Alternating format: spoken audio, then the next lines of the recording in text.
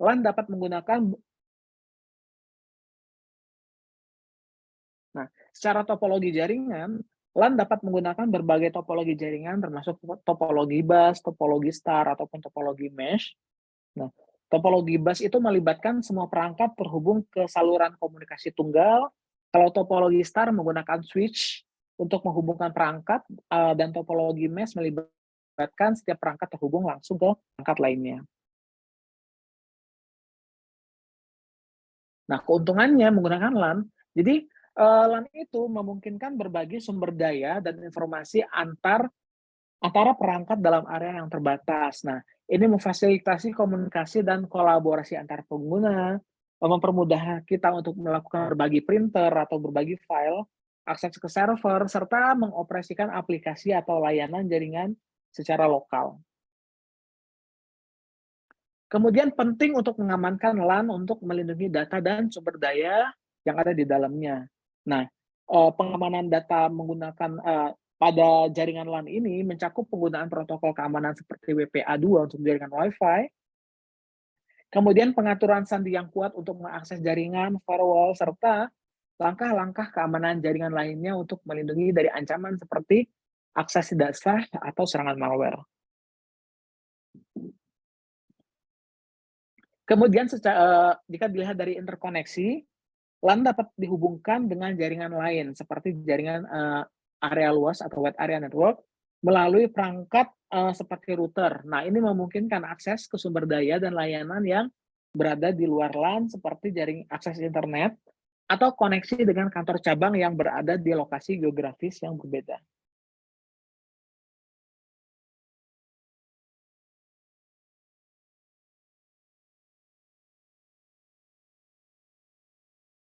Nah, berikutnya ada WAN atau wide area network. Nah, salah satu contoh dari wide area network itu adalah penggunaan internet karena sebenarnya pada dasarnya WAN itu adalah apa namanya, kumpulan dari banyaknya LAN yang ada di seluruh dunia, yang semuanya terkoneksi gitu kan.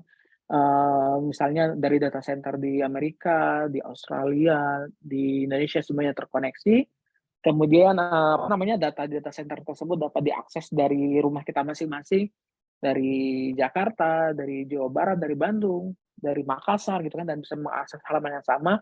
Nah, pada dasarnya kita menggunakan, teknologi yang namanya WAN network pada jaringan internet tersebut.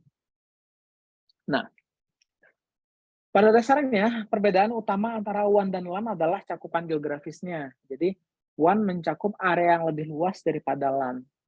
Nah, contoh WAN yang paling umum itu adalah internet yang merupakan jaringan global yang menghubungkan jutaan perangkat di seluruh dunia.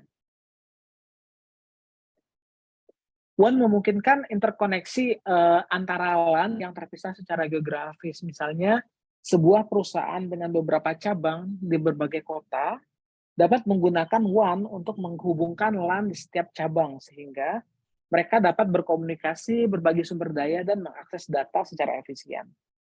Jadi kalau misalnya organisasi kita punya kantor cabang di Medan, di Makassar, di Jakarta gitu kan, kan sangat impossible jika kita menggunakan local area network untuk jaringannya, sehingga kita bisa menggunakan web area network untuk saling terconnecting antara cabang-cabang tersebut.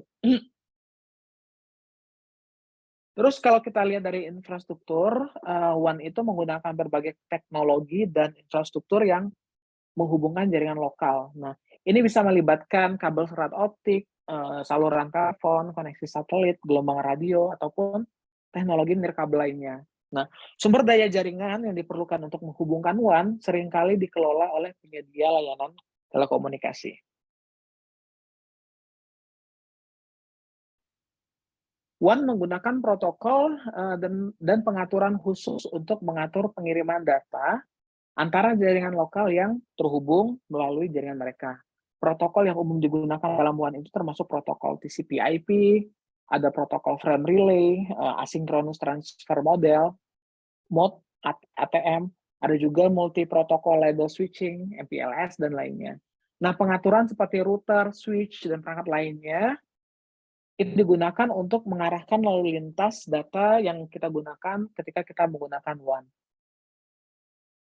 Nah, One memberikan banyak manfaat, termasuk kemampuan untuk berkomunikasi dan berbagi data secara efisien antara jaringan lokal yang terpisah secara geografis. Nah, ini memungkinkan kita bisa berkolaborasi dan berkoordinasi antara kantor cabang, akses ke sumber daya di tempat yang jauh, ataupun komunikasi global melalui internet, serta penggunaan layanan cloud yang scalable dan fleksibel. Nah, One ini menyediakan peranan yang penting dalam menyediakan konektivitas yang luas, menghubungkan jaringan lokal yang terpisah, dan memfasilitasi hal tersebut. Sehingga pemanfaatan One pada organisasi itu dapat memperluas jangkauan jaringan dan mendukung operasional yang efisien dalam skala yang mungkin lebih besar. Yang terakhir ada Metropolitan Area Network, merupakan jaringan yang mencakup area geografis yang lebih besar daripada LAN, tetapi lebih kecil daripada WAN. MAN biasanya mencakup sebuah kota atau suburban tertentu. Nah, ini contohnya, ini penggunaan MAN dalam interkonektivitas antara government building, building, subsidiary, university building, dan headquarter. Nah, MAN mencakup area geografis yang lebih besar dari LAN, tapi yang lebih terbatas dibanding WAN. Nah, biasanya MAN mencakup satu kota besar, kota-kota satelit di sekitarnya, ataupun area suburban yang terhubung secara geografis terkait.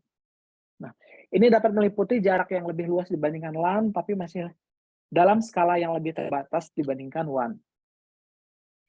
Kemudian MAN sering digunakan oleh pemerintah atau perusahaan besar yang memiliki kebutuhan untuk menghubungkan berbagai lokasi atau kantor dalam satu area. Nah, misalnya, sebuah pemerintah kota menggunakan MAN untuk menghubungkan kantor pusat dengan kantor cabang atau kantor sekolah, rumah sakit, ataupun lembaga publik lainnya di kota tersebut. Kemudian secara infrastruktur koneksi, MAN menggunakan berbagai teknologi dan infrastruktur untuk menghubungkan berbagai lokasi dalam satu area geografis. Ini dapat melibatkan kabel serat optik, saluran telepon, gelombang radio, ataupun teknologi nirkabel lainnya. Nah, infrastruktur jaringan yang digunakan untuk MAN seringkali dikelola oleh pemerintah kota atau penyedia layanan telekomunikasi. Kemudian kalau kita bicara tentang kecepatan dan kapasitas, MAN biasanya dirancang dengan kecepatan dan kapasitas yang lebih tinggi daripada LAN. Karena pada MAN itu harus mengakomodasi lalu lintas data yang lebih besar dan pengguna yang lebih banyak dalam area geografis yang lebih luas. Hal ini memungkinkan pengiriman data yang cepat dan efisien antara berbagai lokasi yang menggunakan jaringan MAN tersebut. Nah, penggunaan MAN dapat memberikan sejumlah manfaat. Ini mencakup kemampuan untuk menghubungkan berbagai lokasi atau kantor dalam satu area geografis tertentu, memfasilitasi pertukaran data dan kolaborasi yang efisien, mengurangi biaya komunikasi internal dengan menggunakan jaringan terpusat, dan dapat meningkatkan produktivitas dan efisiensi operasional dalam skala kota ataupun suburban. Nah, sebelum kita masuk ke jenis-jenis ancaman dan serangan pada jaringan, mungkin ada pertanyaan dulu teman-teman.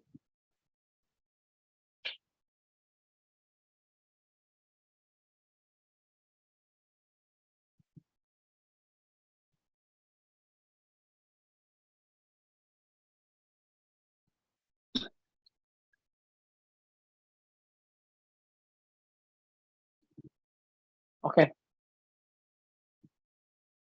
kalau nggak ada kita lanjutkan ke jenis ancaman dan serangan pada jaringan. Jadi jaringan itu teman-teman dapat diserang dengan berbagai cara, dan serangan ini dapat dikelompokkan ke dalam berbagai kategori berdasarkan metode atau tujuan yang dilakukan oleh penyerang tersebut.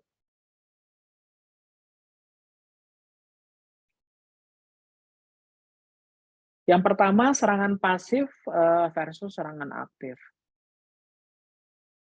Nah, serangan pasif terjadi ketika penyerang itu melakukan pendengar atau menguping atau memantau komunikasi dalam jaringan tanpa mengubah data yang ada. Jadi serangan pasif ini ketika attacker melakukan monitoring tapi mereka nggak melakukan modifikasi gitu kan. Nah, tujuan utama dari serangan pasif adalah untuk memperoleh data atau informasi yang sedang dikirim dari satu host ke host yang lain. Ada beberapa contoh serangan pasif. Yang pertama ada yang namanya sniffing. Nah, sniffing ini pada serangan menggunakan metode sniffing ini biasanya penyerang menggunakan perangkat lunak atau perangkat keras khusus yang digunakan untuk memantau lalu lintas jaringan dan mencuri informasi yang dikirim melalui jaringan, seperti kata sandi, data sensitif, ataupun informasi serangan lainnya. Kemudian yang eavesdropping ini, penyerang secara pasif mendengarkan komunikasi yang terjadi antara dua pihak, misalnya melalui penyadapan telepon atau pemantauan percakapan komunikasi nirkabel.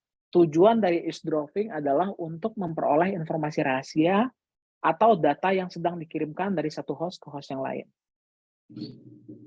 Yang kedua, ada yang namanya serangan aktif. Jadi serangan aktif ini melibatkan interaksi langsung dengan target dan mencoba melakukan manipulasi, melakukan pengrusakan, ataupun melakukan penghancuran data ataupun jaringan dari target. Nah, serangan aktif umumnya lebih bahaya daripada serangan pasif karena mereka dapat menyebabkan kerusakan langsung atau mengganggu ketersediaan layanan. Nah, beberapa contoh dari serangan pasif itu, serangan aktif itu seperti yang pertama ada serangan DOS atau denial of service. Jadi tujuan dari DOS ini adalah untuk membuat layanan atau sumber daya jaringan itu menjadi tidak tersedia bagi pengguna yang sah dengan membanjiri jaringan tersebut dengan lalu lintas yang berlebihan atau membebani sumber daya yang ada. Kemudian ada yang namanya man in the middle. Serangan MITM ini terjadi ketika penyerang memasuki percakapan antara dua pihak dan mencoba untuk mencuri atau memanipulasi data yang sedang dikirim. Nah, penyerang berperan sebagai titik tengah dalam komunikasi dan dapat memperoleh akses yang tidak sah terhadap data yang sedang dikirimkan oleh host tersebut. Kemudian ada yang namanya IP spoofing. Serangan IP spoofing ini melibatkan penyamaran atau pemalsuan alamat IP pengirim dalam paket data. Nah, hal ini memungkinkan penyerang untuk menyembunyikan identitas asli mereka atau penyerang melakukan manipulasi aliran data untuk tujuan tertentu. Nah, pada dasarnya serangan pasif ini biasanya digunakan untuk mencuri informasi, sedangkan serangan aktif akan melibatkan interaksi langsung dan upaya untuk merusak dan menghancurkan. Nah, dalam hal keduanya, langkah-langkah keamanan seperti enkripsi, pemantauan lalu lintas data, dan penggunaan perangkat lunak yang digunakan untuk memonitoring keamanan dapat membantu melindungi jaringan dan data dari serangan yang mungkin akan terjadi ke depannya. Kemudian berikutnya ada serangan dari dalam dan serangan dari luar. Nah, serangan dari dalam itu terjadi ketika individu memiliki akses resmi ke jaringan seperti karyawan, kontraktor, ataupun orang lain yang memiliki izin akses dan kemudian memanfaatkan akses tersebut untuk melakukan serangan.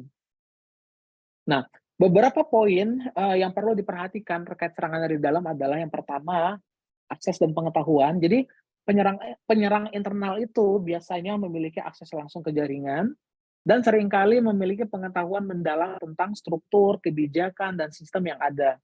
Kemudian penyerang kemudian dapat menggunakan pengetahuan ini untuk mengeksploitasi kelemahan yang ada pada jaringan, merusak data, atau mencuri informasi penting yang ada di dalam jaringan tersebut. Yang kedua, ada yang namanya serangan insider. Nah, serangan insider ini dapat terjadi dengan sengaja, di mana individu tersebut dengan sengaja melakukan serangan atau tindakan merusak terhadap jaringan, atau serangan tanpa disadari di mana individu tersebut tidak menyadari bahwa tindakan mereka mengancam keamanan jaringan. Terus yang ketiga, jika kita lihat dari motivasi penyerang internal itu lebih variatif. Ini mungkin termasuk kepentingan finansial, dendam pribadi, ataupun keinginan untuk mencuri data atau kekayaan intelektual milik perusahaan, atau keinginan untuk mencapai keuntungan lain melalui eksploitasi sistem yang ada. Kemudian ada serangan dari luar. Nah, serangan dari luar terjadi ketika individu atau organisasi yang tidak memiliki akses resmi ke jaringan berusaha untuk mendapatkan akses atau mengganggu operasi jaringan dari luar. Nah, Ada beberapa poin yang perlu kita perhatikan terkait serangan dari luar. Yang pertama adalah metode.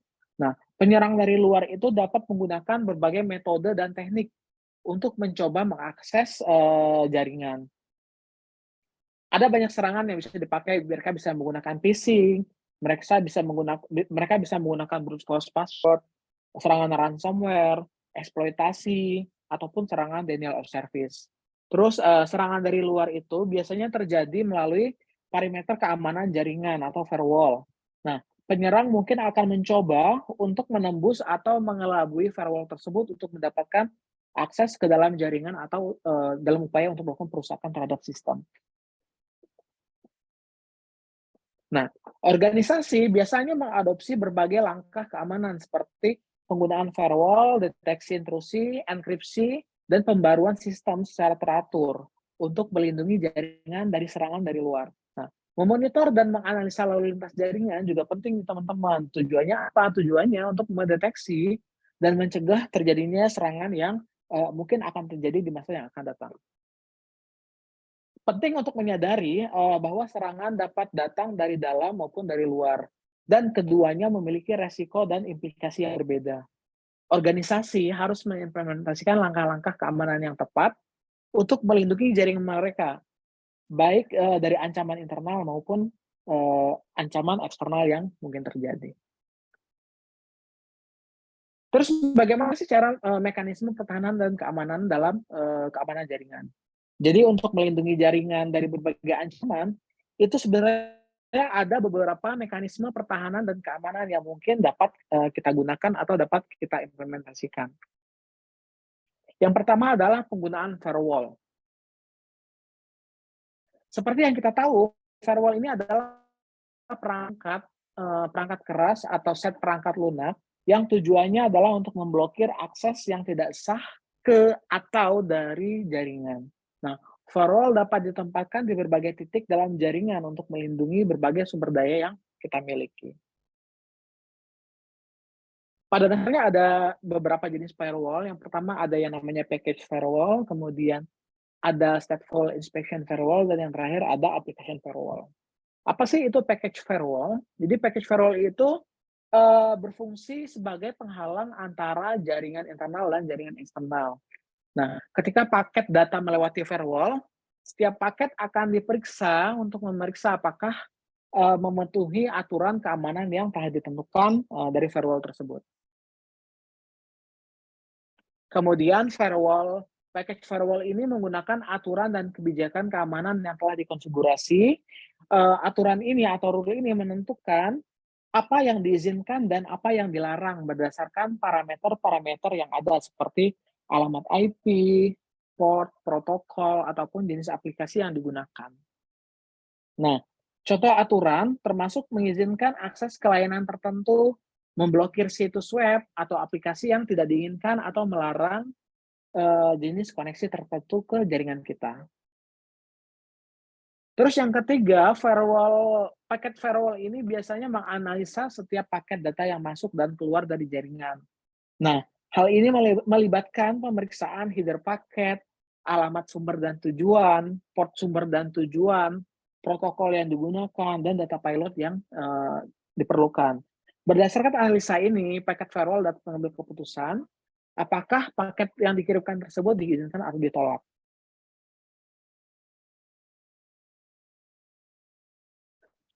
Kemudian berdasarkan aturan keamanan yang ditetapkan, paket firewall kemudian akan mengambil keputusan apakah paket data tersebut diizinkan melewati firewall atau tidak. Nah, jika paket memenuhi aturan yang ditentukan, firewall akan menerima paket dan membiarkannya melanjutkan perjalanan ke tujuan akhirnya. Namun jika paket melanggar aturan atau dianggap berbahaya, firewall akan menolak paket tersebut dan mencegahnya masuk atau keluar dari jaringan. Terus yang kedua, yang berikutnya adalah paket firewall ini merupakan komponen penting dalam strategi keamanan jaringan, karena dengan menetapkan aturan keamanan yang tepat, firewall dapat membantu melindungi jaringan dari serangan yang mungkin datang dari luar, seperti serangan DOS, serangan malware, ataupun upaya peretasan yang dilakukan oleh penyerang. Jenis firewall kedua ada yang namanya stateful inspection firewall. Jadi stateful inspection firewall ini tidak hanya memeriksa setiap paket, secara individu, tapi juga memeriksa dan menganalisa paket dalam konteks sesi komunikasi yang lebih luas. Ini berarti firewall memantau aliran luas lintas jaringan antara sumber daya dan tujuan secara keseluruhan, kemudian mempertimbangkan bagaimana paket-paket tersebut saling berinteraksi. Terus yang kedua, stateful inspection firewall ini melacak status dan informasi penting tentang setiap koneksi sesi. Jadi ketika paket pertama dalam sesi komunikasi tiba, firewall akan membuat catatan tentang koneksi tersebut, termasuk alamat sumber dan tujuan, port sumber dan tujuan, dan informasi lain yang relevan. Ketika paket selanjutnya dalam sesi komunikasi tiba, firewall akan memeriksa kekonsistenan dan integritas paket tersebut dengan membandingkannya dengan informasi yang telah dicatat sebelumnya. Nah, hal ini memungkinkan firewall untuk memeriksa apakah paket masuk dalam konteks yang benar sesuai dengan konteks yang sesi yang sedang berlangsung. Jadi, stateful inspection firewall ini mereka akan lebih detail untuk memeriksa semua paket atau jaringan informasi atau jaringan komunikasi data yang masuk. Jadi kalau misalnya terjadi ketidakkonsistenan terhadap data yang masuk, mereka bisa melakukan pemblokiran secara otomatis. Nah, dengan analisa sesi komunikasi, stateful inspection firewall memberikan manfaat keamanan tambahan. Firewall ini dapat melindungi jaringan dari serangan yang melibatkan serangkaian paket yang terkoordinasi seperti denial of service, man in the middle attack, dan sebagainya. Selain itu, firewall ini juga dapat mendeteksi serangan yang mencoba memanfaatkan celah dalam protokol atau perilaku yang tidak wajar dalam sesi komunikasi. Nah, meskipun lebih canggih, stateful inspection firewall dirancang untuk mempertahankan kinerja yang baik dibandingkan dengan paket firewall yang konvensional yang harus memeriksa setiap paket secara terpisah. Stateful inspection firewall dapat mempercepat proses pemrosesan dengan menggunakan informasi sesi yang telah dicatat sebelumnya. Nah, dan yang terakhir ada yang namanya application firewall.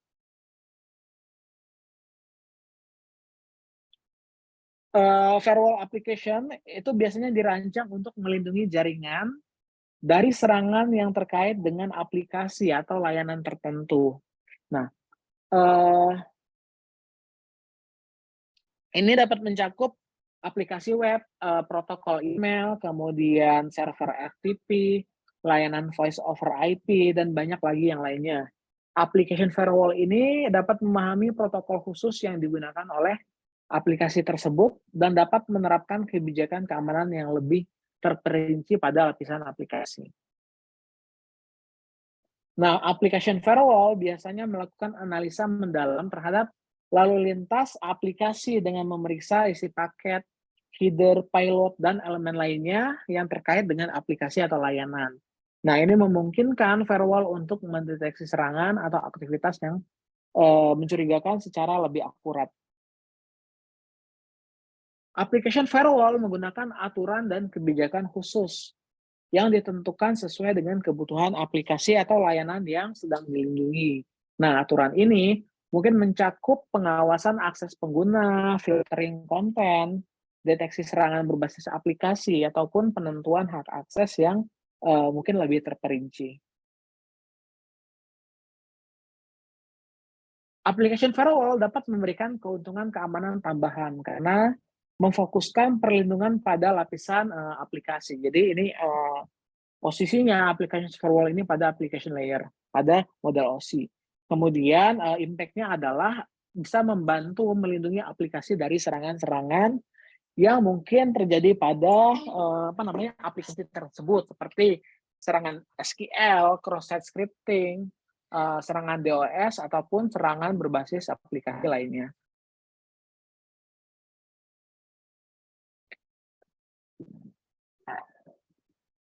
Kemudian model OSI membagi jaringan komputer menjadi 7 lapisan, di mana lapisan aplikasi kan yang kita tahu tadi, lapisan aplikasi itu adalah lapisan yang paling atas. Nah, application firewall ini beroperasi hingga lapisan aplikasi ini. Jadi sehingga memungkinkannya untuk memiliki pemahaman yang lebih baik tentang lalu lintas aplikasi dan menerapkan kebijakan keamanan yang lebih terperinci. Application firewall biasanya bisa diintegrasikan dengan infrastruktur jaringan yang ada seperti switch, router, ataupun firewall lainnya. Nah, ini memungkinkan firewall ini untuk bekerja bersama dengan komponen lain dalam jaringan dan menerapkan kebijakan keamanan yang konsisten.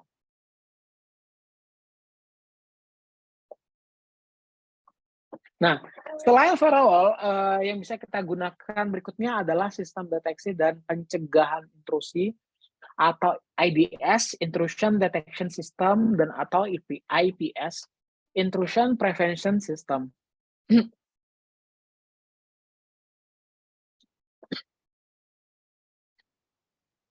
Nah, sistem deteksi dan pencegahan intrusi atau IDS dan IPS ini adalah teknologi yang digunakan untuk mendeteksi dan mencegah aktivitas mencurigakan dan berpotensi berbahaya di jaringan. Nah, IDS itu sendiri adalah, jadi ada IDS, ada IPS, teman-teman. Jadi, IDS itu sendiri adalah sistem yang dirancang untuk memantau lalu lintas jaringan dan sistem secara terus-menerus dengan tujuan mendeteksi adanya tanda-tanda serangan atau aktivitas yang mencurigakan.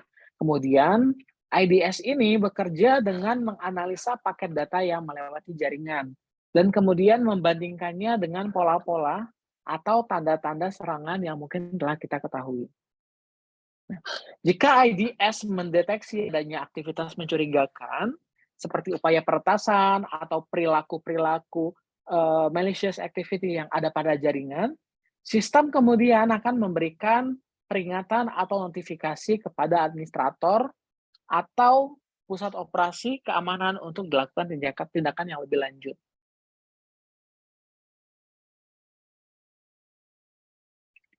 Kemudian IDS dapat diimplementasikan dalam bentuk perangkat keras atau perangkat lunak. Jadi beberapa jenis IDS itu meliputi IDS jaringan atau NIDS yang tujuannya untuk memantau lalu lintas jaringan.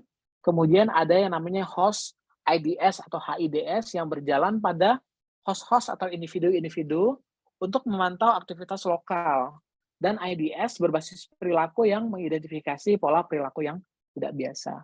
Kemudian selain IDS atau Intrusion Detection System, ada juga yang namanya IPS atau Intrusion Prevention System. Jadi IPS sendiri adalah pengembangan dari IDS yang juga memiliki kemampuan untuk mengambil tindakan pencegahan aktif terhadap serangan. Jadi jika IDS hanya melakukan deteksi, IPS itu tidak hanya mendeteksi aktivitas, tapi juga secara otomatis mengambil langkah-langkah yang digunakan untuk mencegah serangan itu terjadi. Nah, ini dapat melibatkan pemblokiran lalu lintas, menghentikan koneksi, atau menonaktifkan akses ke sistem yang dianggap terancam. IPS bekerja dengan cara yang serupa dengan IDS dalam hal memantau lalu lintas jaringan yang ada dan sistem. Tapi, dengan tambahan kemampuan untuk mengambil tindakan. Dengan respon yang lebih aktif, IPS dapat menghentikan serangan yang sedang berlangsung atau dapat mengurangi resiko dampak yang lebih lanjut terhadap jaringan dan sistem. Jadi penggunaan kombinasi IDS dan IPS dalam jaringan ini dapat memberikan lapisan pertahanan yang kuat terhadap serangan. IDS membantu dalam mendeteksi, sementara IPS akan memberikan respon untuk mencegah serangan dan melindungi jaringan yang kita punya. Nah, dengan bekerja secara bersamaan, IDS dan IPS membantu mengidentifikasi, melacak, dan merespon serangan dengan cara yang lebih efektif.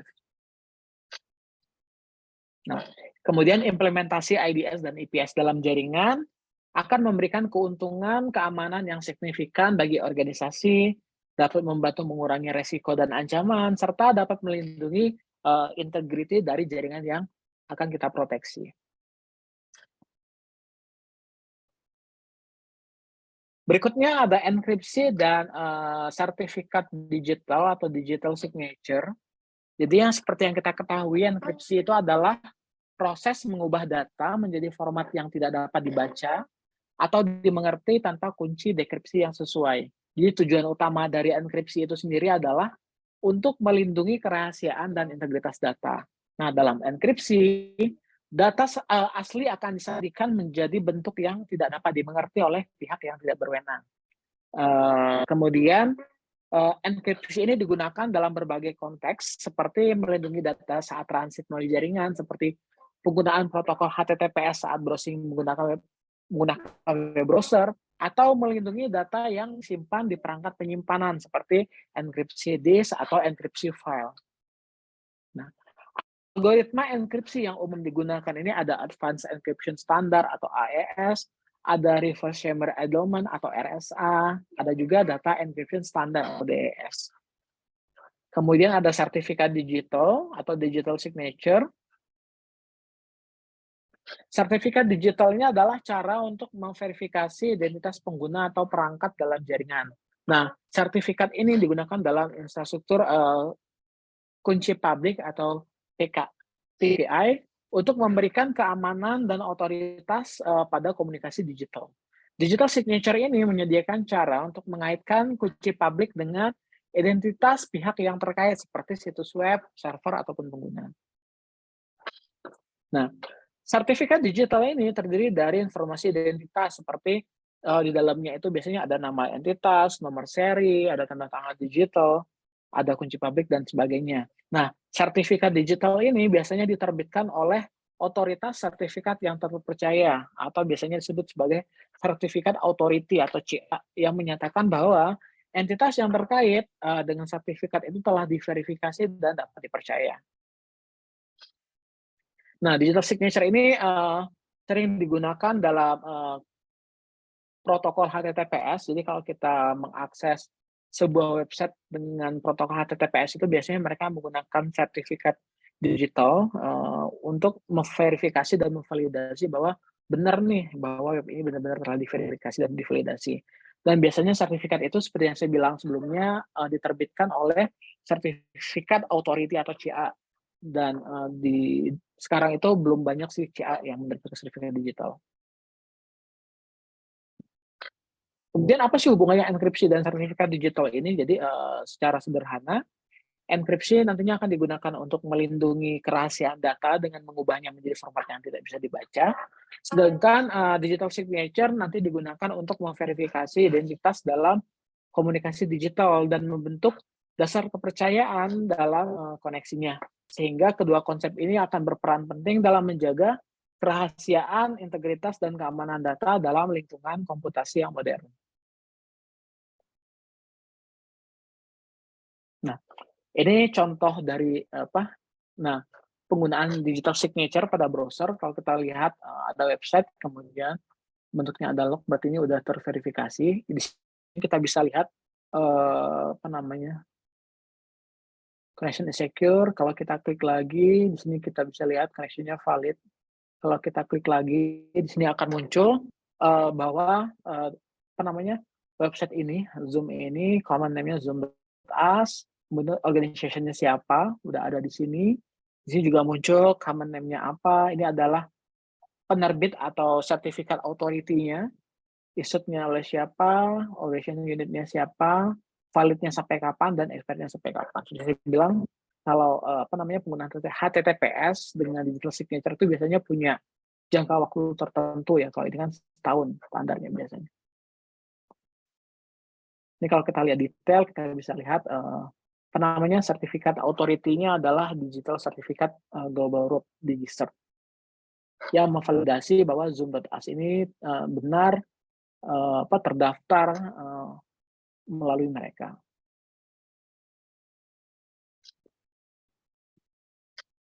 Berikutnya kita bisa menggunakan yang namanya virtual private network dan kegunaannya dalam melindungi integritas data. Nah, VPN sendiri adalah teknologi yang memungkinkan pengguna untuk membuat koneksi aman dan terenkripsi ke jaringan lain melalui internet. VPN biasanya digunakan untuk mengakses jaringan pribadi dari lokasi remote atau untuk melindungi data saat menggunakan jaringan yang tidak aman seperti Wi-Fi publik. Makanya saya sangat rekomendasikan Jika misalnya teman-teman lagi di internet cafe, di cafe shop gitu kan, biasanya mereka menyediakan WiFi. Ya best practice yang sebenarnya adalah kita harus menggunakan, VPN untuk melindungi apa namanya, konektivitas kita terhadap jaringan yang akan kita akses. Jadi dengan menggunakan VPN, semua data yang dikirim dan diterima itu akan dienkripsi, yang berarti bahwa ketika, data kita dicuri, penyerang tidak akan dapat membaca atau memahaminya. Kemudian VPN juga dapat digunakan untuk menyembunyikan identitas dan lokasi pengguna yang dapat membantu melindungi privasi pengguna itu sendiri.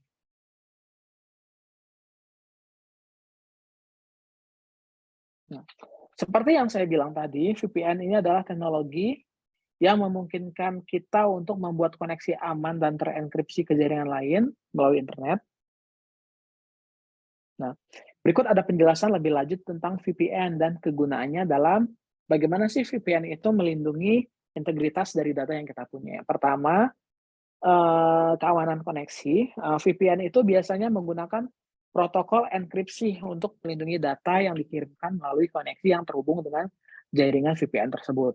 Nah, data yang dikirim melalui VPN, akan dienkripsi sehingga, bahkan jika ketika data tersebut dicuri, mereka tidak akan dapat membaca atau memahaminya. Hal ini membantu melindungi integritas data dari serangan dan pencurian. Yang kedua, akses ke jaringan pribadi. Jadi salah satu kegunaan utama VPN adalah untuk memungkinkan pengguna mengakses jaringan pribadi dari lokasi yang jauh. Misalnya, seorang karyawan yang bekerja dari rumah dapat menggunakan VPN untuk terhubung ke jaringan perusahaan dan mengakses sumber daya yang terbatas pada jaringan pribadi tersebut seperti file, server, ataupun aplikasi internal. Terus yang ketiga, keamanan saat menggunakan jaringan publik. Nah, saat terhubung ke jaringan WiFi publik atau hotspot, data yang dikirimkan dan yang diterima dapat rentan terhadap serangan maupun pencurian data. Jadi dalam situasi seperti ini, menggunakan VPN sangat penting karena akan melakukan enkripsi lalu lintas data dan melindungi integritas data dari namanya mata-mata digital yang mungkin atau monitoring jaringan yang mungkin ada pada jaringan publik tersebut. Kemudian yang keempat, kita bisa melakukan bypass pembatasan geografis. Jadi VPN itu juga dapat digunakan untuk, memanfaatkan, manfaat kebebasan internet. Jadi dengan menggunakan server VPN di lokasi lain, pengguna dapat mengakses konten yang mungkin terbatas atau diblokir berdasarkan lokasi geografis. Nah, VPN membantu melindungi privasi pengguna dengan menyembunyikan identitas dan lokasi asli mereka.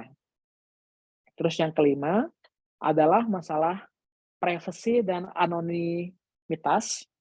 Jadi VPN ini dapat membantu meningkatkan privasi dan anonimitas pengguna. Jadi dengan menggunakan VPN, alamat IP pengguna digantikan dengan alamat IP server VPN, sehingga mempersulit pelacak untuk melacak aktivitas online pengguna. Hal ini dapat membantu melindungi privasi dan memberikan lapisan keamanan tambahan. Nah, penting untuk mencatat bahwa, sementara VPN dapat melindungi integritas data dan meningkatkan keamanan. Kemudian penting juga bagi teman-teman untuk dapat memilih penyedia VPN yang terpercaya dan menggunakan protokol enkripsi yang kuat. Jadi dengan menggunakan VPN yang benar, pengguna dapat memastikan bahwa data mereka tetap aman dan mereka tetap terlindungi saat terhubung ke jaringan eksternal atau menggunakan jaringan publik yang, mungkin kita anggap, jaringan yang tidak aman. Oke, sebelum kita masuk ke keamanan jaringan nirkabel, mungkin ada pertanyaan lebih dahulu teman-teman?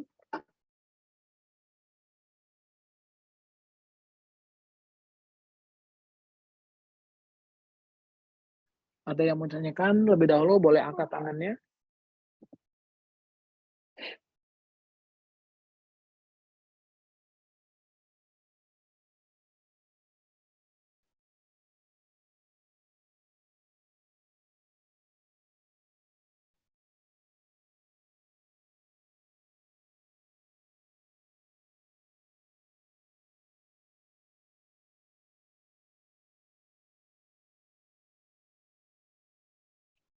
Oke, kalau nggak ada kita lanjutkan ke keamanan jaringan nirkabel. Jadi jaringan nirkabel ini biasanya, ini pasti banyak banget digunakan sekarang gitu kan, karena jaringan nirkabel ini menawarkan, fleksibilitas dan kemudahan penggunaan yang luar biasa. Tapi juga datang, karena mereka fleksibel, tantangan keamanannya itu, lebih berbeda, agak sedikit berbeda dengan jaringan, jaringan yang biasa.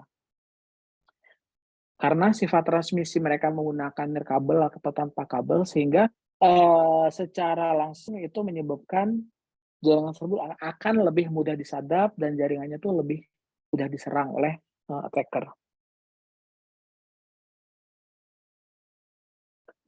Berikut, merupakan ancaman khusus yang hanya terjadi dalam jaringan nirkabel. Yang pertama ada eavesdropping, seperti yang saya jelaskan tadi, udah lumayan detail juga kayaknya. Jadi eavesdropping ini adalah ancaman, ketika penyerang dapat memantau komunikasi nirkabel yang terjadi antara perangkat-perangkat yang terkoneksi dalam jaringan tertentu.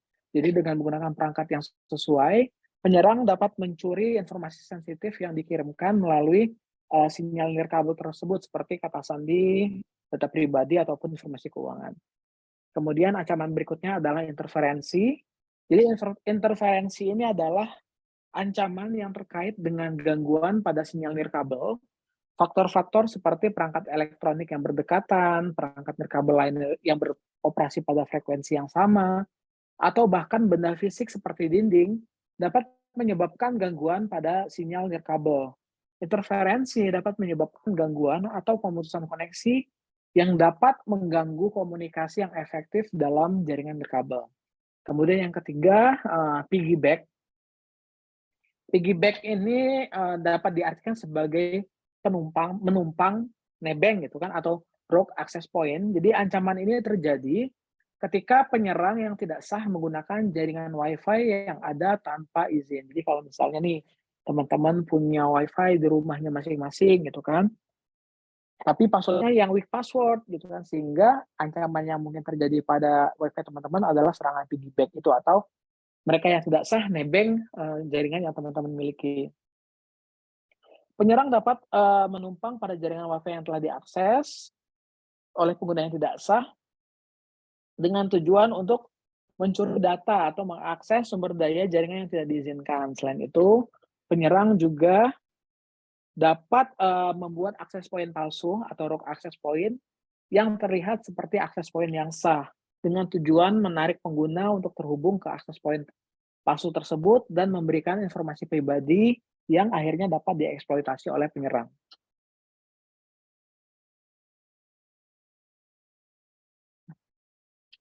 Untuk prosedur keamanan nirkabel atau WiFi ini, melibatkan penggunaan protokol enkripsi untuk melindungi data yang dikirim melalui jaringan WiFi. Nah, kita udah bahas kemarin kayaknya. Oh enggak, ada beberapa, keamanan WiFi kayaknya belum sorry ini di kelas yang lain. Ada beberapa keamanan WiFi atau protokol yang digunakan untuk mengamankan WiFi. Yang pertama ada yang namanya WEP atau Wire Equivalent Privacy. Jadi WEP ini adalah protokol keamanan awal yang diperkenalkan untuk jaringan WiFi. WEP memiliki kerentanan serius terhadap serangan dan kelemahan keamanan yang membuatnya rentan terhadap pencurian data. Serangan terhadap WEP dapat memungkinkan penyerang untuk menguraikan kunci enkripsi dengan relatif mudah. Oleh karena itu, WEP tidak lagi direkomendasikan untuk digunakan karena kelemahan keamanan yang sangat signifikan. Kemudian ada yang namanya protokol WPA atau Wi-Fi Protected Access. Jadi WPA ini diperkenalkan sebagai pengganti dari WEP dan meningkatkan keamanan jaringan Wi-Fi. WPA menggunakan enkripsi Temporal Key Integrity Protocol atau TKIP, yang mana itu lebih kuat dan menyediakan mekanisme autentifikasi yang lebih baik dibandingkan dengan protokol yang sebelumnya. Namun WPA ini teman-teman masih memiliki kerentanan yang dapat dieksploitasi dalam serangan yang lebih advance. Nah, karena WPA juga ada kelemahannya, muncul protokol baru namanya WPA 2. WPA 2 ini adalah protokol yang digunakan untuk menggantikan protokol WPA dan merupakan protokol keamanan yang paling banyak digunakan gunakan saat ini. Jadi kalau misalnya kita punya jaringan internet, entah menggunakan provider apa gitu kan, kemudian ada Wi-Fi-nya ya. Secara default, untuk keamanan Wi-Fi-nya atau password-nya itu pasti menggunakan protokol WPA2. Nah, WPA2 menggunakan enkripsi Advanced Encryption Standard. Jadi kalau WPA itu cuma menggunakan enkripsi Temporal Key Integrity Protocol atau TKIP. Kalau WPA2 mereka sudah menggunakan AES untuk enkripsinya, yang mana AES menjadi salah satu algoritma enkripsi yang saat ini kita anggap kuat dan aman. Nah, dibandingkan dengan WPA, WPA2 ini menyediakan keamanan yang lebih tinggi dan lebih tahan terhadap serangan yang lebih lanjut. WPA2 kemudian digunakan secara luas dalam jaringan Wi-Fi yang ada saat ini. Kemudian ternyata baru-baru ini juga baru dikembangkan WPA versi baru namanya WPA3. Jadi walaupun WPA2 pada saat ini lebih secure gitu kan, belum banyak celah atau kerentanan yang mungkin bisa mengeksploitasi WPA2, tapi pengembang udah mengembangkan WPA versi berikutnya atau WPA3. Nah, WPA3 ini adalah versi terbaru dari protokol keamanan Wi-Fi yang ditujukan untuk meningkatkan keamanan jaringan nirkabel. WPA3 menyediakan fitur keamanan tambahan dibandingkan WPA2, termasuk pada WPA3 mereka menyediakan enkripsi individual untuk setiap koneksi dan perlindungan terhadap serangan brute force pada password. Kemudian WPA3 juga memperkenalkan metode autentifikasi yang lebih kuat. WPA pakai TKIP, WPA2 pakai AES, sekarang WPA3 mereka sudah menggunakan protokol Simultaneous Authentication of Equals atau SAE.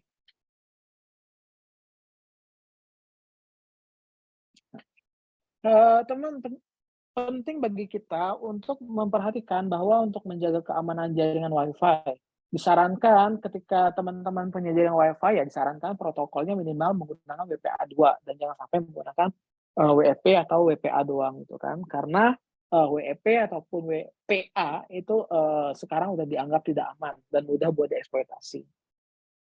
Selain itu, selain menggunakan protokol yang kuat, penting bagi kita untuk memilih kata sandi yang kuat dan mengatur konfigurasi keamanan yang tepat pada router, sehingga jaringan kita bisa terlindungi dari serangan yang mungkin akan terjadi di masa depan.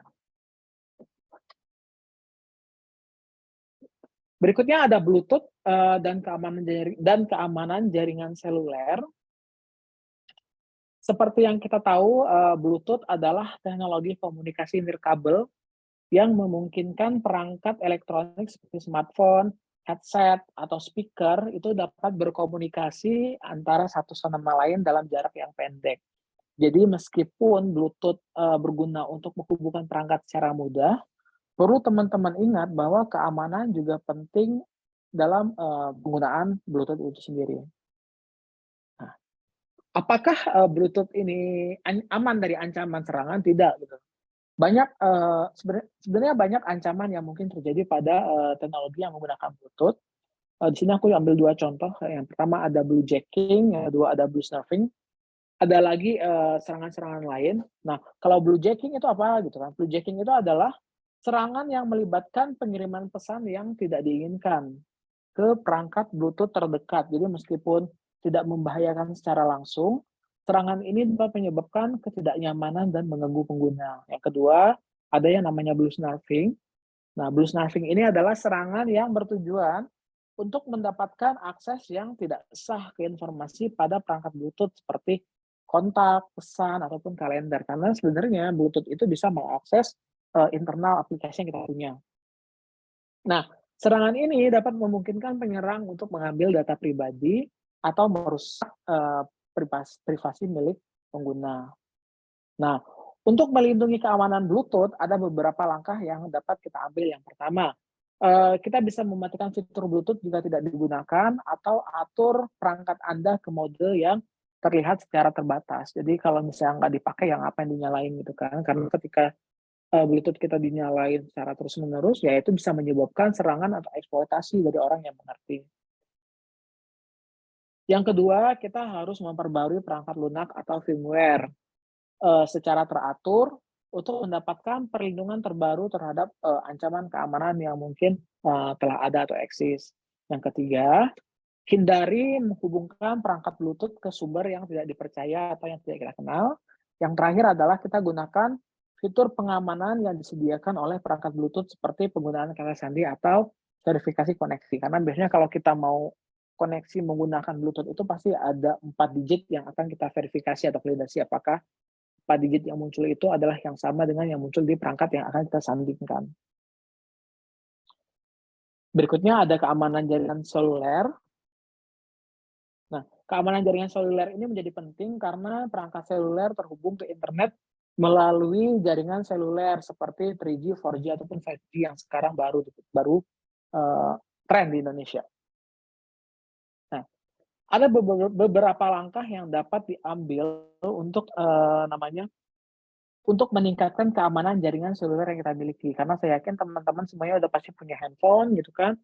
Pasti di handphonenya punya SIM card dan SIM card itu pasti terkoneksi dengan jaringan seluler, entah itu jaringan 3G, 4G ataupun 5G. Jadi ada beberapa hal yang dapat teman-teman ambil untuk menjaga agar keamanan jaringan seluler yang teman-teman punya di handphone masing-masing itu bisa aman dan bisa bisa aman lah dari serangan yang mungkin terjadi.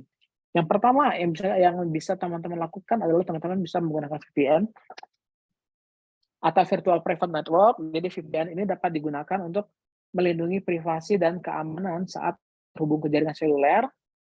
Kemudian VPN akan membantu membuat koneksi teman-teman jadi terenkripsi antara perangkat Anda, server VPN, dan server target, sehingga melindungi data teman-teman dari serangan. Yang kedua, menggunakan situs web dan layanan yang aman. Jadi saat menggunakan jaringan seluler, penting untuk memastikan bahwa situs web dan layanan yang teman-teman akses itu menggunakan protokol keamanan seperti HTTPS. Nah, hal ini membantu melindungi data saat berkomunikasi dengan situs web atau aplikasi yang sensitif. Berikutnya adalah mengatur batasan penggunaan data seluler. Jadi, kita itu wajib untuk mengatur batasan penggunaan data seluler pada perangkat itu untuk mencegah akses yang tidak sah atau penggunaan berlebihan yang tidak diinginkan pada jaringan seluler Anda. Nah, di handphone tentu itu ada limitasi limitasi batasan penggunaan data seluler. Secara default, konfigurasi tersebut tidak aktif, tapi saran saya diaktifkan karena biasanya di konfigurasi tersebut kita bisa membatasi data seluler kita. Misalnya setiap penggunaan data 1 giga, 1 gigabyte, maka handphone atau perangkat kita akan memberikan notifikasi bahwa penggunaan data kita telah mencapai limitasi atau mencapai target yang kita tentukan. Sehingga kita bisa tahu, oh ternyata 1 giga itu digunakan sampai berapa lama. Karena takutnya ada beberapa aplikasi itu jalannya di belakang layar, walaupun nggak kita nyalain gitu kan, konektivitas mereka tetap ada sehingga menyebabkan penggunaan data seluler kita bisa berlebihan. Yang terakhir adalah mengupdate perangkat seluler yang kita miliki. Kita harus pastikan bahwa perangkat seluler yang kita miliki itu merupakan perangkat lunaknya itu udah diperbaharui dengan versi yang paling baru, sehingga hal tersebut dapat membantu teman-teman untuk melindungi data dari kerentanan keamanan yang mungkin telah diketahui. Nah, sangat disarankan untuk memperbarui perangkat secara teratur dan kemudian kalau misalnya ada pembaruan otomatis ya kalau bisa diaktifin aja gitu kan, walaupun, secara apa namanya, penggunaan data selulernya mungkin akan lebih gede ketika kita mengaktifkan itu. Tapi dengan mengaktifkan itu, insya Allah keamanan jaringan seluler kita akan lebih aman.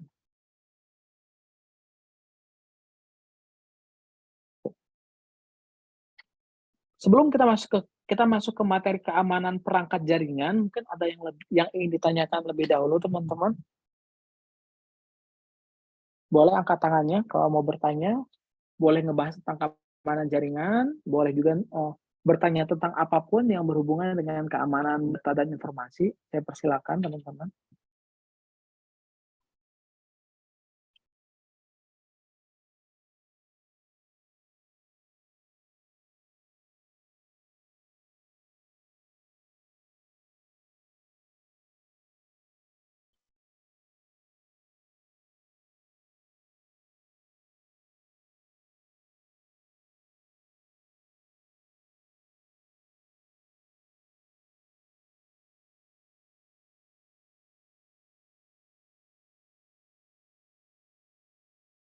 Oke, kalau nggak ada kita lanjutkan. Jadi keamanan perangkat jaringan ini mencakup berbagai elemen, termasuk di dalamnya itu ada router, ada switch, ada server, kemudian ada endpoint gitu kan. Kemudian setiap perangkat itu membutuhkan pendekatan yang berbeda untuk keamanan. Tapi semua perangkat tersebut berkontribusi terhadap keamanan yang ada pada seluruh jaringan yang kita punya. Pertama ada keamanan router dan switch. Ada beberapa hal yang perlu kita lakukan untuk, menjaga keamanan router dan switch. Yang pertama, kita bisa mengubah kata sandi default pada router dan switch, karena biasanya penggunaan kata sandi default pada router dan switch itu seringkali mudah ditebak atau bahkan dapat ditemukan secara publik. Nah, penting untuk mengubah kata sandi default ini dengan kata sandi yang kuat dan unik, dan pastikan kata sandi yang digunakan memiliki kombinasi karakter yang kuat dan tidak mudah ditebak. Nah, ini contoh kasusnya. Jadi misalnya teman-teman, kenapa aku bilang perlu untuk menjaga keamanan, router dan switch-nya dengan mengubah kata sandi default-nya, karena kalau kita cari di internet misalnya password, default, router, bisnet gitu kan, nah biasanya akan langsung muncul gitu. Jadi misalnya, apa namanya, routernya itu belum kita ganti password-nya, eee, attacker yang mungkin mereka nggak sengaja terkoneksi ke jaringan kita atau mereka berada di WiFi jaringan kafe, internet kafe milik kita, mereka dengan mudah bisa mengakses routernya tersebut, asalkan mereka bisa tahu routernya itu menggunakan router apa, versi apa, kemudian menggunakan apa namanya, provider apa, sehingga mereka bisa tahu default password router atau switch yang kita punya. Jadi yang harus dilakukan yang pertama adalah mengubah kata sandi default yang kita miliki. Yang kedua, kita bisa dengan memperbarui firmware. Jadi firmware ini adalah perangkat lunak yang menjalankan router dan switch. Jadi pembaruan firmware secara teratur sangat penting untuk menjaga keamanan perangkat. Jadi pembaruan firmware ini seringkali mengatasi kerentanan keamanan yang baru ditemukan atau memperbaiki masalah kinerja. Pastikan untuk memeriksa pembaruan firmware yang tersedia dari produsen dan menerapkannya sesegera mungkin. Kemudian ketiga, kita bisa menggunakan VLAN atau Virtual Local Area Network. Jadi pada router dan switch itu ada fitur VLAN biasanya. Jadi VLAN ini memungkinkan Anda atau teman-teman untuk membagi jaringan fisik menjadi beberapa jaringan logik yang terisolasi satu sama lain. Jadi dengan menggunakan VLAN, Anda dapat membatasi akses antara bagian-bagian jaringan dan mengontrol aliran data di antara mereka. Nah, ini dapat membantu melindungi data sensitif dan mengurangi resiko serangan yang ada dari dalam jaringan tersebut. Yang ke yang berikutnya, yang keempat, kita bisa menerapkan atau mengaktifkan fitur keamanan tambahan. Jadi router dan switch itu seringkali dilengkapi dengan fitur keamanan tambahan seperti firewall, kemudian ada kontrol akses berbasis peran atau RBAC, dan adanya fitur untuk melakukan deteksi serangan. Nah, pastikan untuk mengaktifkan dan mengkonfigurasi fitur-fitur ini dengan benar. Misalnya, firewall dapat membantu melindungi jaringan dengan memantau dan memfilter lalu lintas data yang masuk dan keluar dari jaringan yang kita punya. Terus yang kelima, memantau log keamanan. Jadi router dan switch ini sering menyimpan log keamanan yang mencatat aktivitas jaringan dan peristiwa-peristiwa penting yang terjadi pada jaringan yang kita miliki. Memantau log keamanan secara teratur dapat membantu mendeteksi aktivitas yang mencurigakan atau serangan yang terjadi. Penting untuk memahami dan memeriksa log secara berkala untuk memastikan keamanan jaringan yang kita punya. Yang terakhir adalah pengamanan akses fisik. Yang keenam, ada pengamanan akses fisik. Jadi selain menjaga keamanan melalui konfigurasi perangkat, penting juga nih untuk melindungi akses fisik ke router dan switch. Jadi pastikan perangkat switch dan router itu terletak di lokasi yang aman dan terkunci sehingga hanya orang berwenang saja yang dapat mengakses perangkat tersebut. Berikutnya ada keamanan server dan endpoint. Eh, yang pertama yang bisa dilakukan adalah memperbarui sistem operasi dan perangkat lunak. Jadi Pembaruan sistem operasi dan perangkat lunak yang tepat itu sangat penting. Jadi pembaruan ini seringkali dapat mengatasi kerentanan keamanan yang baru ditemukan dan memperbaiki bug yang dapat dimanfaatkan oleh penyerang. Pastikan untuk secara teratur memeriksa dan menerapkan pembaruan ke sistem operasi, perangkat lunak aplikasi, dan perangkat keras yang digunakan pada server dan endpoint. Terus yang kedua, penggunaan antivirus dan anti malware. Jadi kita harus menginstal dan memperbarui perangkat lunak antivirus dan anti malware pada server dan endpoint untuk membantu mendeteksi, menghapus, dan mencegah infeksi malware yang nantinya dapat merusak sistem yang kita punya. Pastikan solusi antivirus dan anti malware diperbarui secara teratur dan dijadwalkan untuk melakukan pemindaian penuh pada server ataupun pada endpoint yang kita punya.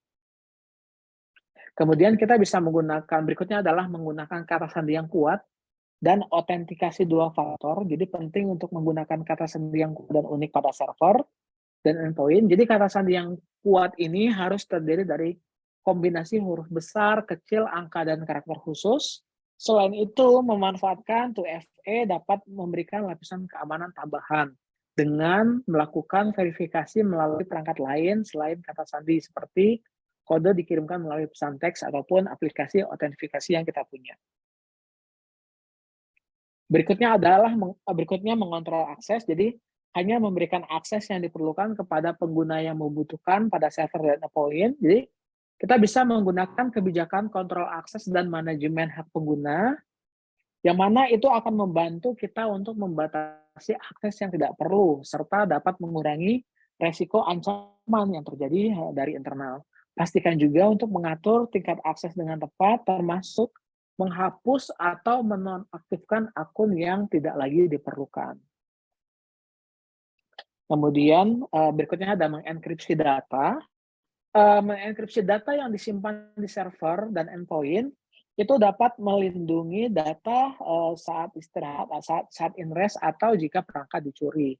Enkripsi data memastikan bahwa data hanya dapat diakses oleh pihak yang memiliki kunci enkripsi yang tepat. Yang terakhir adalah memonitor dan menganalisa aktivitas. Jadi kita diharapkan dapat melakukan pemantauan aktif pada server dan endpoint. Kemudian hal tersebut impact-nya adalah dapat membantu mendeteksi aktivitas mencurigakan atau jika ada suatu aktivitas yang abnormal. Jadi solusi pemantauan jaringan dan peristiwa dapat membantu mengidentifikasi serangan atau insiden keamanan yang mungkin potensial. Analisa log dan kejadian juga dapat memberikan wawasan tentang ancaman yang mungkin terjadi pada server dan endpoint yang kita punya. Berikutnya adalah pengelolaan dan kebijakan keamanan. Jadi pengelolaan dan kebijakan keamanan ini adalah aspek penting dalam menjaga keamanan jaringan. Hal ini melibatkan tentang bagaimana kita menentukan aturan dan prosedur yang harus diikuti untuk menjaga keamanan jaringan dan informasi yang ditransmisikan melalui jaringan tersebut. Yang pertama, kita bisa menerapkan manajemen akses dan kontrol yang namanya triple A atau authentication, authorization, dan accounting. Nah, authentication, authorization, dan accounting atau AAA ini adalah pendekatan 3 langkah dalam mengontrol akses ke jaringan yang meliputi yang pertama, ada yang namanya authentication. Authentication atau autentifikasi ini adalah proses memverifikasi identitas pengguna sebelum mereka diizinkan mengakses sistem atau sumber daya jaringan yang kita punya.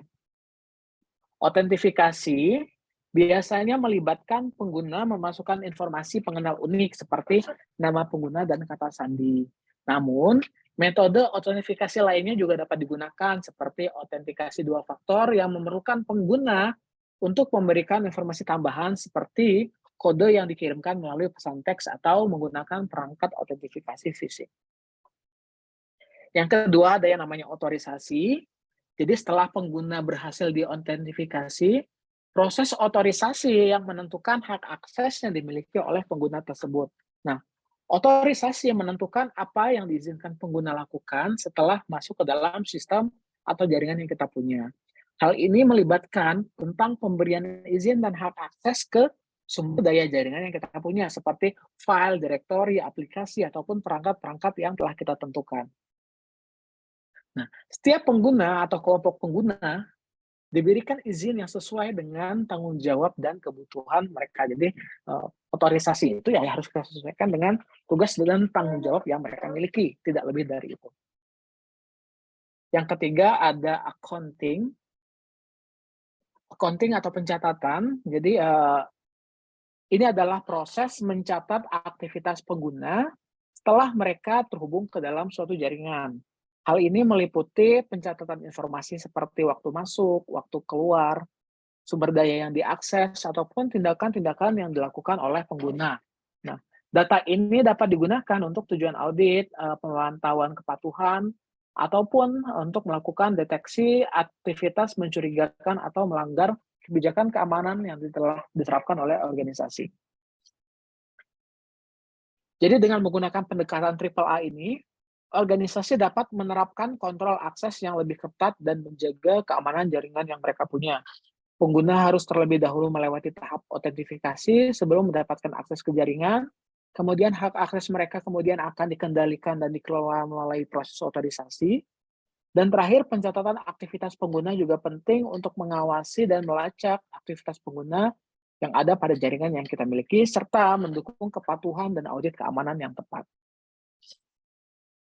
Berikutnya ada kebijakan keamanan. Jadi kebijakan keamanan adalah dokumen tertulis yang merinci aturan, standar, prosedur yang harus diikuti oleh organisasi untuk menjaga keamanan jaringan, sistem, dan data. Kemudian kebijakan keamanan ini bertujuan untuk memberikan panduan kepada pengguna, administrator, dan personel terkait mengenai praktek keamanan yang harus diikuti.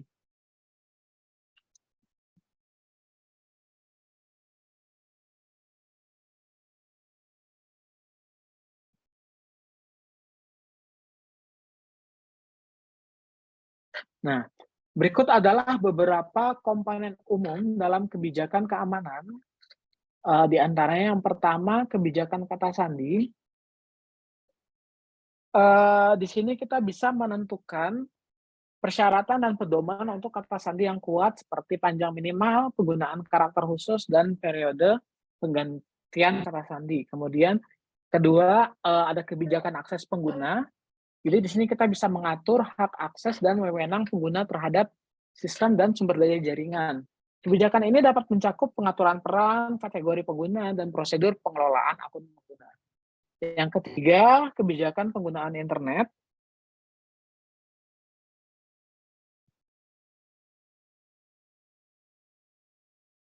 Kebijakan penggunaan internet, di sini kita mengatur atau menetapkan aturan penggunaan yang aman dan etis dalam hal akses internet, termasuk larangan terhadap pengunduhan atau mengakses materi ilegal, berbahaya, atau melanggar privasi.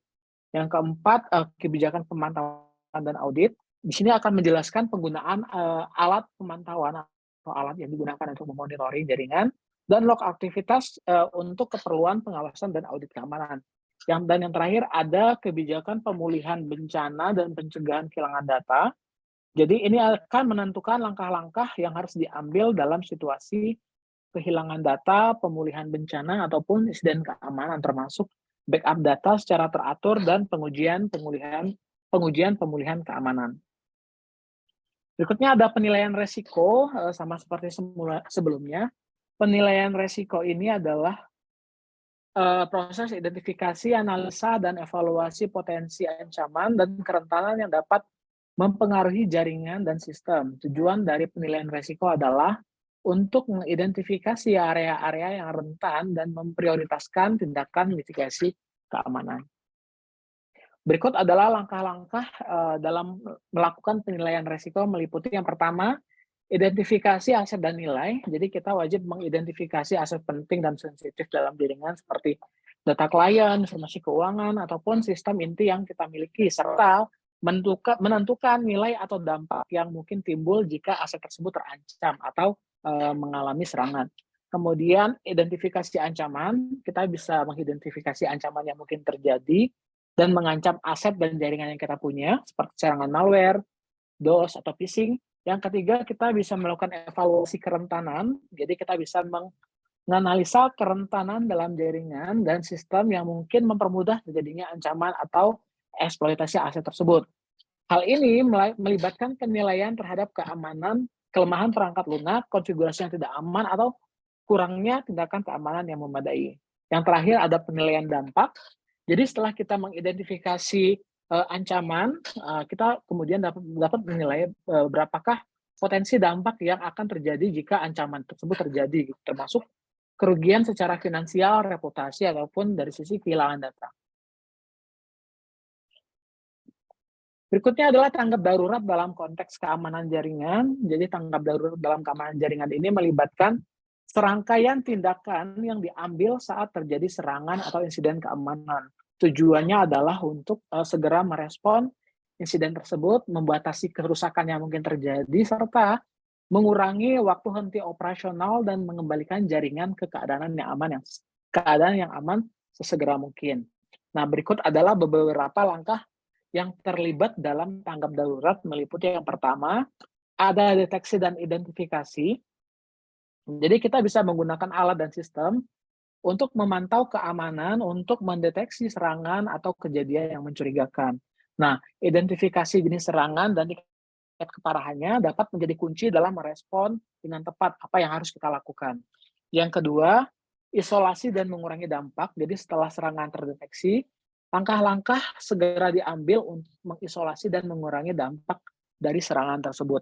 Ini dapat melibatkan dengan memutuskan jaringan koneksi yang terinfeksi atau mengisolasi sistem yang terkena dampak untuk mencegah penyebaran serangan lebih lanjut. Yang ketiga, respon dan pemulihan.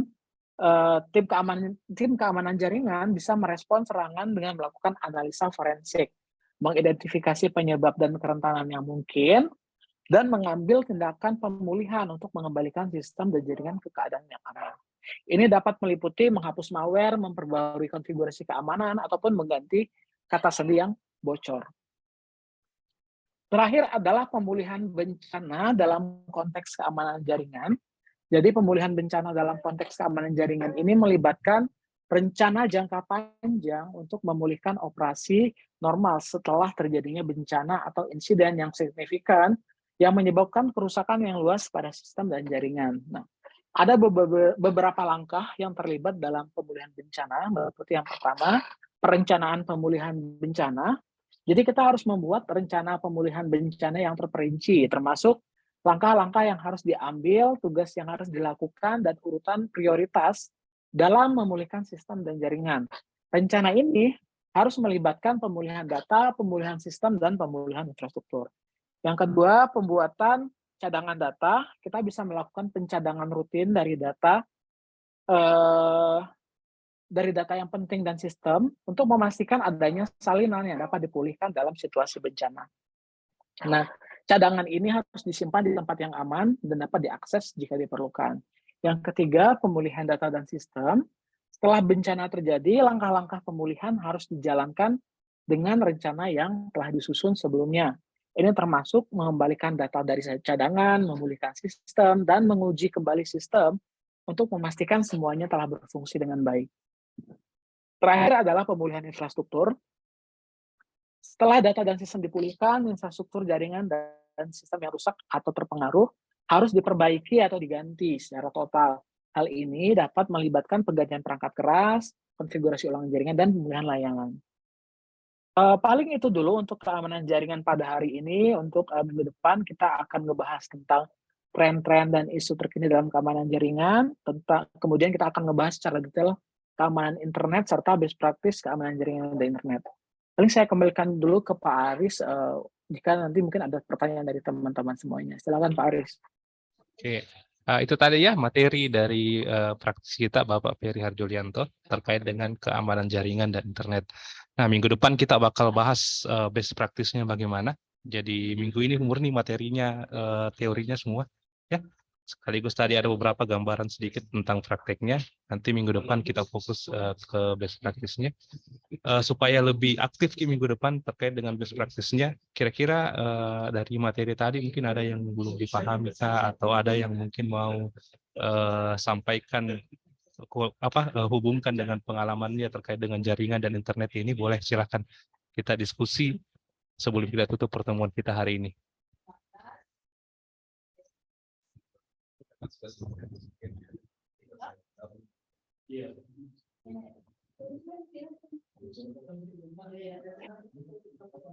Sambil tunggu adik-adik mahasiswa, boleh Pak Ferry sharing sedikit? Boleh. Silakan Pak. Ini kan terkait dengan keamanan jaringan dan internet. Mungkin sehari-hari juga kita gunakan yang namanya internet dan jaringan ini. Bagaimana masukannya Pak Ferry? Misalkan saya lagi traveling ke luar negeri nih. Di luar negeri kan ada banyak titik-titik jaringan nirkabel yang bisa kita pakai untuk koneksi internet dan lain-lain misalkan. Nah, kalau kita hubungkan dengan keamanan jaringan dan internet ini, apakah kalau kasusnya seperti tadi, saya ke luar negeri, kemudian connect ke hotspot yang notabene baru saya temui pada saat itu juga, apakah dari sisi keamanan bisa dianggap aman, ataukah ada trik atau tips dari Pak Ferry terkait dengan case yang tadi yang saya sampaikan Pak Ferry? Nah, kalau misalnya kita ke luar negeri ataupun keluar kota, biasanya kan kita butuh jaringan internet ya Pak Aris ya. Nah, sebenarnya best practice-nya itu ya kita tetap harus gunakan VPN jika terkoneksi dengan jaringan yang kita tidak tahu. Karena kan itu kan internet ini kan kayak apa namanya, kayak ruang dan waktu yang tidak terbatas gitu ya. Kita nggak tahu apa yang ada di dalamnya, di dalam jaringan tersebut gitu kan. Sehingga ya hal yang sebenarnya wajib kita lakukan ya kita harus terkoneksi dengan VPN yang kita punya. Sehingga data yang kita miliki itu tetap terenkripsi Pak Aris. Itu. Terus yang kedua, kalau misalnya teman-teman nggak punya VPN, nah kalau saya ya yang biasa saya lakukan, saya tuh paling takut yang namanya connect ke jaringan internet yang saya tidak tahu itu punya siapa, saya tidak tahu bagaimana konfigurasinya, saya paling takut banget. Makanya kalau saya pribadi biasanya saya pertama kalau di Indonesia, saya lebih milih buat tethering. Kalau misalnya saya butuh internet nih, saya lebih milih buat tethering dari handphone punya saya karena saya tahu handphone saya menggunakan koneksi seluler dan di handphone saya itu ya pasti ada VPN-nya gitu kan, jadi lebih aman. Terus yang kedua, kalau misalnya ke luar negeri, Pak Aris, sekarang itu biasanya saya bawa modem sendiri, Pak. Kalau best practice-nya saya ya, saya akan bawa modem. Sekarang tuh udah banyak modem yang disewakan. Di bandara juga ada kalau teman-teman kayak kalau nyebut merek ada Java MiFi, ada apa gitu kan, itu bisa digunakan di luar negeri dan biasanya saya gunakan itu tuh. Kenapa? Karena itu lebih kredibel, lebih bisa dipercaya dibandingkan kita asal connect aja ke jaringan yang ada dimanapun gitu. Bahkan untuk konektivitas atau connect ke jaringan bandara aja saya nggak berani Pak Aris gitu. Begitu sih Pak Aris kalau dari saya. Secara pribadi ya pengalaman. Oke, itu tadi ya dari Pak Ferry pengalamannya beliau kalau mau connect ke jaringan WiFi. Ya, malah bahkan saya sharing sama teman kemarin ada beberapa yang sampaikan Pak Valen kalau keluar negeri Ki, ya bagusnya bawa kayak jangan Ki colok sembarang kalau charger misalkan di kendaraan umum di luar negeri sana, karena kita nggak tahu isinya port USB-nya itu apa di dalam situ katanya. Jangan sampai ada komputer kah mini dalam situ yang bisa nanti begitu dicolok HP tak bisa ngakses ke dalam HP, ya bisa saja seperti itu. Nah, itu tadi sharing-sharing dari Pak Ferry dan sekalian dari saya. Kalau misalkan ada dari mahasiswa yang mau sharing pengalaman terkait jaringan dan internet ini, boleh ya.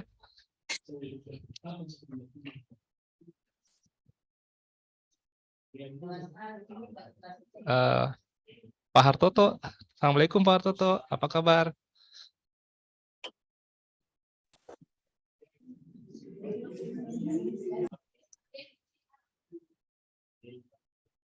Oke, kalau misalkan belum ada, kita simpan ya pertanyaan kita, diskusi kita hari ini. Nanti mudah-mudahan minggu depan di pertemuan kita terakhir di mata kuliah Digital Risk Management untuk praktisi mengajar ini bisa jauh lebih aktif lagi, karena juga yang disampaikan sama praktisi kita adalah best practice-nya nanti terkait dengan keamanan jaringan dan internet ini.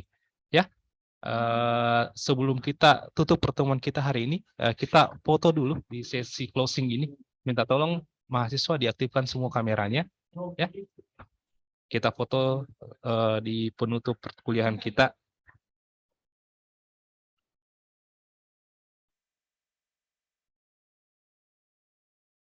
Oke, silahkan ya diaktifkan semua kameranya dulu. Kita foto sebelum kita tutup mata kuliah kita hari ini.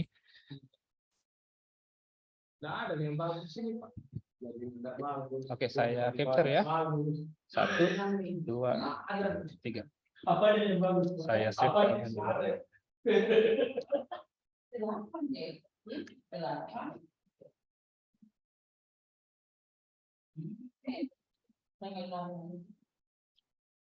Oke, saya pindah ke slide yang kedua. 1, 2, 3.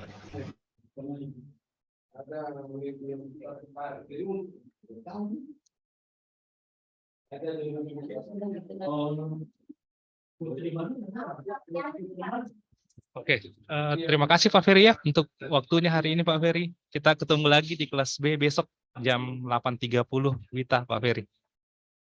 Siap, Oke. Pak. Untuk adik-adik mahasiswa terima kasih ya untuk partisipasinya hari ini. Diharapkan minggu depan di pertemuan terakhir kita jauh lebih aktif lagi dibanding pertemuan hari ini.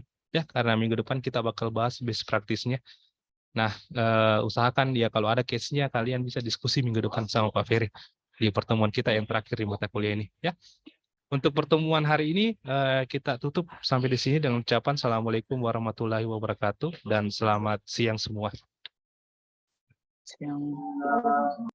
Assalamualaikum warahmatullahi wabarakatuh. Terima kasih Pak Ferry ya. Sama-sama, Pak. Oke, saya Liv ya. Mohon izin. Yes.